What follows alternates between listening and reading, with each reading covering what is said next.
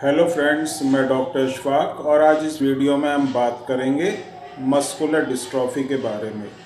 Muscular dystrophy जैसे कि मैंने पहले काफ़ी वीडियोस में जो है इस बारे में बताया भी है और बहुत से ऐसे वीडियोस अपलोड किए हैं जिसमें मस्कुलर डिस्ट्रॉफी के तरह तरह के जो सिम्टम्स होते हैं उनके बारे में बताया है, उसके ट्रीटमेंट के बारे में बताया है, किस तरह से हम इस प्रॉब्लम को जो है इसकी प्रोग्रेस को रोक सकते हैं, कम कर सकते हैं और पूरी तरह से ठीक भी कर सकते हैं। ये सब आपको पहले वीडियोस में बता रखा है। आज इसी सब को एक सम अप हम करते हैं और मस्कुलर डिस्ट्रॉफी के जो मेन सिम्टम्स होते हैं, क्योंकि स्टार्टिंग में जब मस्कुलर डिस्ट्रॉफी किसी बच्चे को होती है तो उसको पहचानना जो है और जल्दी पहचानना जो है बहुत ही ज़रूरी होता है, क्योंकि जितना आगे टाइम बढ़ता है उसमें जो मसल्स की जो वीकनेस होती है, मसल्स में जो डैमेज होता है वो बढ़ता चला जाता है, फिर उसकी रिकवरी भी उतनी ही मुश्किल होती है। तो किस तरह से हम पहचान सकते हैं अर्ली एज में कि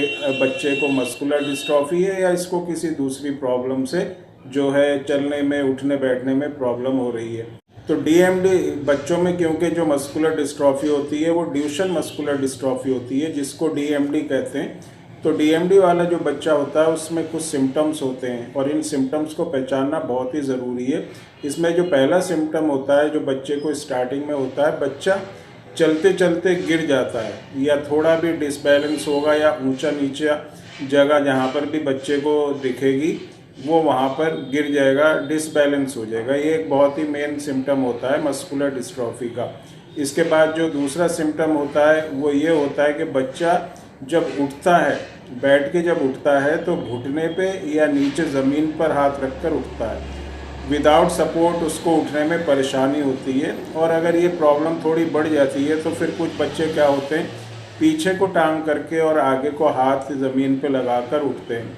इसका मतलब ये होता है कि उनकी मसल्स में काफ़ी वीकनेस जो है बढ़ चुकी है, डैमेज मसल्स को काफ़ी हो चुकी है। इसके बाद जो एक और सिम्टम होता है मस्कुलर डिस्ट्रॉफी का वो ये होता है, बच्चे की जो काफ मसल्स होती हैं, जो पीछे जो पिंडली जिनको हम कहते हैं, वहाँ की जो मसल्स होती हैं वो हार्ड हो जाती हैं, सख्त हो जाती हैं और अगर आप उसको छुएंगे तो ऐसे लगेंगे जैसे कोई पत्थर वहाँ पर रखा है, इतनी हार्ड हो जाती हैं।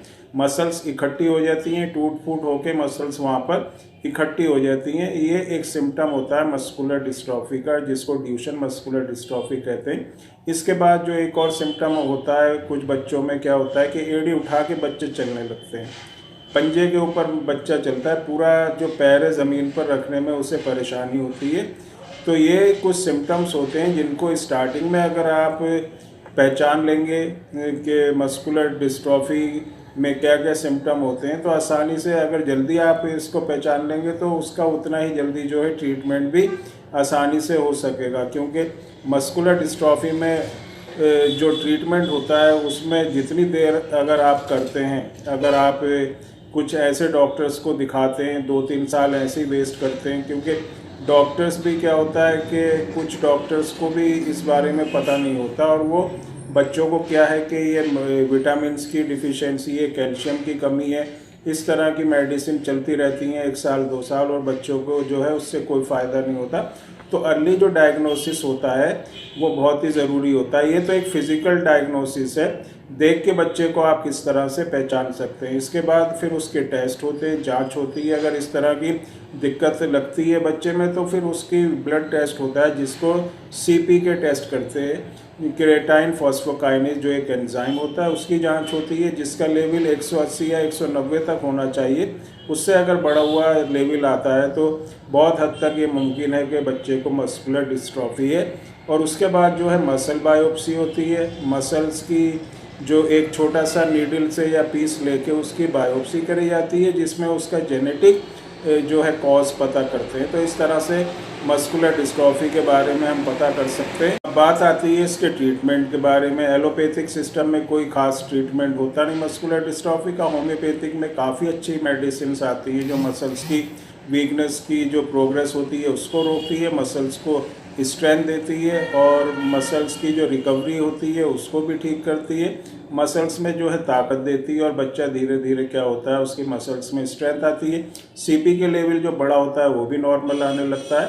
तो एक बार अगर किसी को आपके किसी नॉन पर्सन को फैमिली में या आपकी फ्रेंड सर्किल में किसी को इस तरह की किसी बच्चे को अगर प्रॉब्लम है तो व्हाट्सएप नंबर पर एक बार आप कांटेक्ट ज़रूर करें और अपने जो भी आपका बच्चा है जिसको भी ये प्रॉब्लम है तो कोशिश रहती है हमारी कि इस तरह की प्रॉब्लम जो है हम उसको ठीक करें, क्योंकि काफ़ी लंबे टाइम का हमारे पास एक्सपीरियंस है मस्कुलर डिस्ट्रॉफी और ख़ास तौर से जो डीएमडी के जो पेशेंट होते हैं, बच्चे होते हैं, उनके ट्रीटमेंट के और उनकी जो है प्रोग्रेस को रोकने के लिए। तो दोस्तों आज के लिए इतना ही। Bye, thanks and take care.